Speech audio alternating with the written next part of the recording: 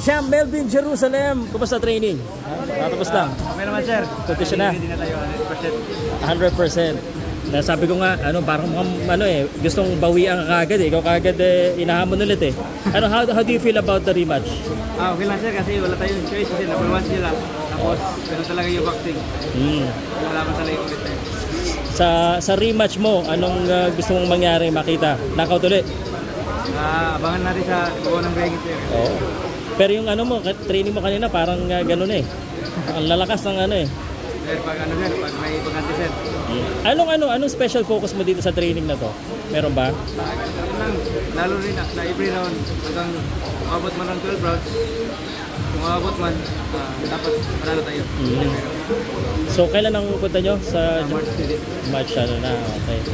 Sige brother, good luck, congratulations. Baka may gusto kang pasalamatan, tsaka sino pa mga tumutulong sa'yo dito? Okay, so na sir.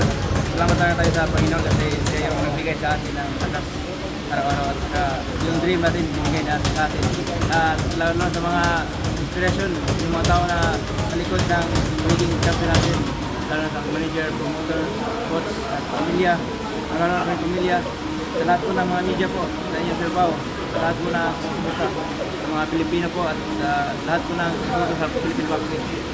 Shout out sa Boxing Talk Pilipinas. Yeah. Sa yung boxing fan, sabihin mo naman, sa lahat po ng mahilig sa boxing, abangan niyo po yung laban namin yung March 30 na sa Nagoya, Japan. At sa mga Nagoya po, mga supporters namin nandun, kinakits po tayo sa lahat ng mga Pilipino. Maraming salamat. Thank you.